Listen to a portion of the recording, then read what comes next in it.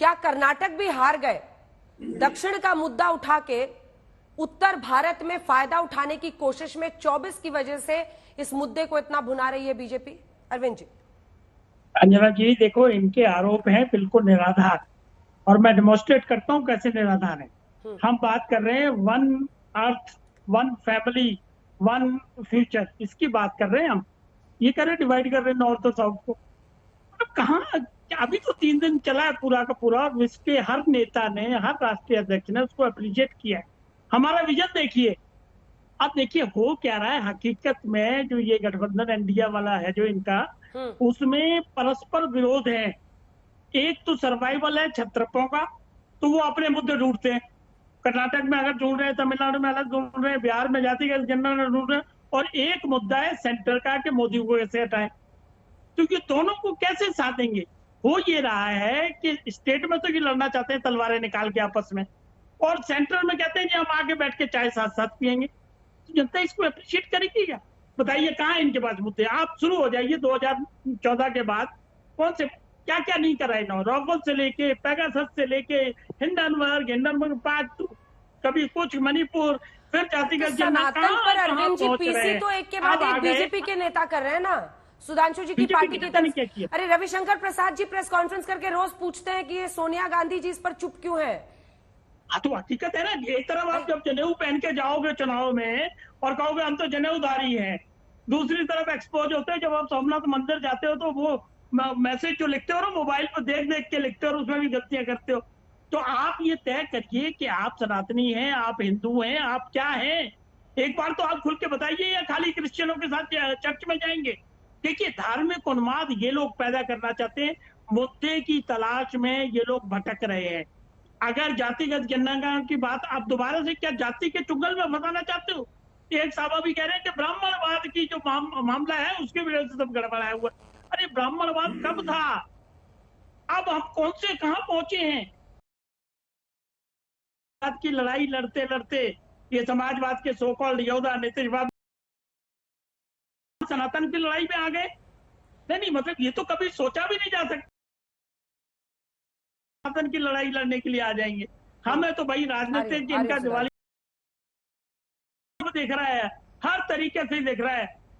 सिर्फ और सिर्फ एक ही तरीके से कोई मुद्दा मिले मोदी के खिलाफ और मोदी को हटाए।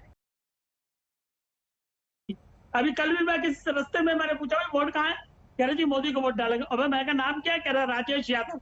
मैं कभी क्यों डालूंगा मोदी को? क्योंकि जी अखिलेश को हम इसलिए नहीं डालेंगे हमारा वोट खराब हो जाएगा। तो आप कहीं जाके देख लीजिए, जनता आज भी मोदी के साथ खड़ी है, और उसका कारण है वो इस चक्कर में नहीं पड़ रही है। वो देख रही है सबका साथ, सबका विकास और सबका प्रयास। ये गलतफहमी में है कि इधर उधर दाएं बाएं के मुद्दे पकड़ के ये मोदी को हरा लेंगे। इसको निकालना चाहिए इनको दिमाग से। इनको जनता के मुद्दों की बात करनी चाहिए। अब हम कौन होते हैं इनको सलाह देने वाले? जो इनका मन करे करें। जनता को राक्षस क्या देते हैं ये सेल्फ गोल कहते हैं। अंजना जी माफ करना, ये सेल्फ गोल है।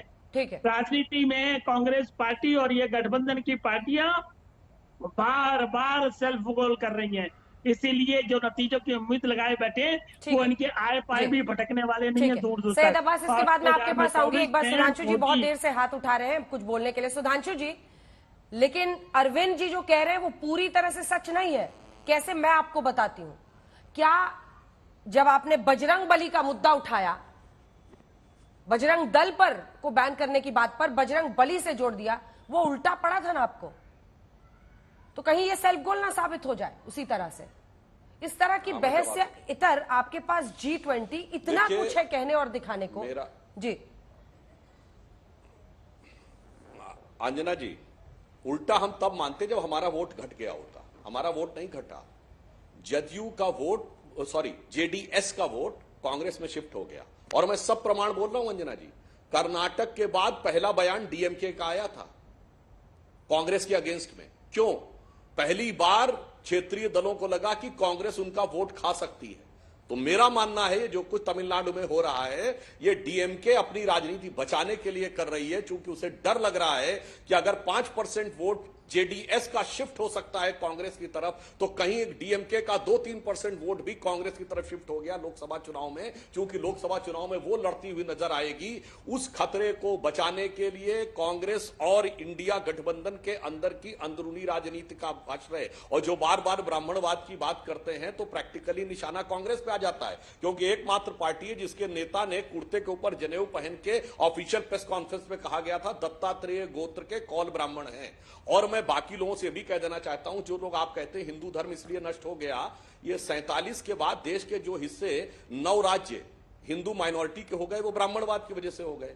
धुबरी बरपेटा असम के, मालदा बंगाल का, मल्लापुरम केरल का, ये ब्राह्मणों की वजह से छोड़ के चले गए सब लोग। अद्भुत तर्क देते मान्यवर, 80 साल पहले ये जो आज का पाकिस्तान है, यहां 24% हिंदू रहता था, 1.2% पे आ गया है। ये सब ब्राह्मणवाद के चक्कर में छोड़ छोड़ के चले गए। मान्यवर, जो मन में मनगढ़ंत बातें पिछली कहनी हो कहिए, आंखों देखी मक्खी तो मत निगलिए, जो सामने दिख रहा उसका तो जवाब दीजिए। इस देश में 9 राज्यों में हिंदू अल्पसंख्यक हो गया और दर्जनों जिलों में मुस्लिम 70 से 80% हो गया। मैं तमिलनाडु का उदाहरण देता हूं, पेरम्बूर जिला, कोलत्तूर गांव, जहां 70% मुस्लिम हो गए, उन्होंने कहा मंदिर में पूजा बंद कर दो, और डीएमके सरकार ने मान लिया, वो तो मद्रास हाईकोर्ट ने हस्तक्षेप किया। तुम मुझे जवाब दे दीजिए, ये सब जातिवाद की वजह से छोड़ के चले गए। मतलब पाकिस्तान में 24% 1% जातिवाद की वजह से हो गया, कश्मीर में सफाया जातिवाद की वजह से हो गया। इसलिए विचार से ये केवल इनकी ठीक है। आ रही हूं सर, आ रही हूं आपके पास। ये डीएमके के नेता जो कुछ कह रहे हैं, सीधे सीधे बीमारी से, एचआईवी, कोड, इन सबसे जोड़ना, फिर हिंदू धर्म को खतरा बताना, क्या ये हेट स्पीच नहीं है? अंजना जी, मैं इसका जवाब दूंगा, जरूर दूंगा, हक बराबर दूंगा। और मैं 40 मिनट से बैठा हूं और मेरे बड़े भाई जो सुधांशु हैं उनको पता है मैं उनकी बहुत आदर इज्जत करता हूं। बस 2 मिनट में मैं आपका जवाब दे दूंगा। सबसे बेहतरीन बात जो मोदी जी ने कही है और आज हमारे भाई सुधांशु जी ने कही है कि वो तमिल प्राइड की बात की है, तमिल कल्चर की बात की है। एक समानता दिखाऊंगा मैं, और मैं जानता हूं कि जो तमाम आज तक के जो व्यूअर्स हैं इस बात को पसंद करेंगे। सनातन में मैंने एक श्लोक सुना है अंजना जी, जो हमारे सनातन हिंदू भाइयों से, कर्मण्यवादी के रास्ते मां फलेषु कदाचना। किसकी बात करता है ये? एक आदर्शवादी जीवन जीने की। उसी के साथ मोदी जी जब तमिलनाडु गए थे, वहां पर उन्होंने क्या कहा? तिरुवल्लुवर तिरुकुरल, सेल्वतुल सेल्वम सेविचेल्वम अचेल्वम सल्लतुल यल्लाम तलाई, यल्लाम विளக்கம் விளக்கல சான்றோர்க்கு பொய்ய விளக்கே விளக்க। ये तिरुवल्लुवर का तिरुकुरल भी वही बात करता है कि एक इंसान को आदर्शवादी जीवन जीने का अधिकार देता है। उसी के साथ अभी जो नॉर्थ साउथ का डिवाइड पर आता हूं, लेकिन आपको बता दूं, मेरे सवाल का जवाब कब दीजिएगा? सनातन जी दूंगा। अरे 40 मिनट बैठा हूं, बस 2 मिनट दीजिए अंजना जी। देखिए, जो बात उदयनिधि स्टालिन ने कही है, मैं उससे बिल्कुल राजी नहीं हूं। मैं समझता हूं जो सनातन हेट स्पीच है या नहीं, ये बताइए। करुणा का आपके सहमत असहमत होने से क्या होता है? हेट स्पीच है या नहीं है? मोहतरमा 30 सेकंड तो दीजिए, मैं 40 मिनट से बैठा हूं, 40 सेकंड दीजिए, शुक्रिया। देखिए, सनातन धर्म जो है आदर्श, करुणा, दया, मसीह का एक धर्म है। उसी के साथ मैं कहूंगा कि ये जो बात कही है मैं इससे बिल्कुल सहमत नहीं हूं, लेकिन भाजपा के मेरे दोस्त जो है सुधांशु त्रिवेदी का कहना या उनके अन्य कई नेता का कहना कि उदयनिधि हिंदुओं के नरसंहार की बात कर रहा है, ये झूठ है। अगर आप तमिल जानते हो तो आपको पता चलेगा कि कहीं भी उन्होंने मजाक की बात नहीं की, अहिंसा की बात नहीं की और नरसंहार की बात नहीं की। टाइम खत्म हो रहा है, मैं आपको इतना ही टाइम दे सकती हूं Syed ji, I am sorry. Concluding remark Udit Raj ji, 2 line में आपसे, उसके से सुधांशु जी जवाब देंगे। उदित राज जी, उसके बाद फौरन आ रही हूँ सुधांशु जी। 2 लाइन सिर्फ। उदित जी, हाँ, क्या इंडिया गठबंधन को स्टैंड लेना चाहिए पत्र लिखा है इन बयानों के खिलाफ, सनातन के अपमान के खिलाफ? अरे वो तो सुधांशु जी ने खुद ही कह दिया कि नहीं लेना चाहिए। डीएमके कर्नाटक के चुनाव के बाद में डीएमके ने कांग्रेस का विरोध भी किया था। तो भैया ऐसा है कि वो अपने अपने अस्तित्व की पार्टियां हैं, उनके अपनी विचारधारा है। ये कोई नई चीज उदयनिधि स्टालिन ने बोली क्या भाई? 1921 से जी। है। इन्होंने भी डीएमके से समझौता किया था या सपोर्ट लिया था, जो भी है। एआईडीएमके कोई आज नई तक बात मुंह उन्होंने नहीं खोल की है। रही ठीक है उदय जी, इनके वक्त की कमी है सर। वो बिना- कह रहे हैं कोई नई बात उन्होंने नहीं की है, आपने भी यही विचारधारा रहते उनके साथ अलायंस किया था। 2 लाइन में जवाब सुधांशु जी। हमारे टाइम में उन्होंने कभी जवाब नहीं दिया था। उन्होंने एक लाइन में सिर्फ कह देता हूं, हाँ। देखिए इसको शब्दशः न लिया जाए। इसका अर्थ ये हो रहा, जो कुछ हो रहा वो दर्शा रहा कि ईश्वर की शक्ति उदय होने का समय आ गया।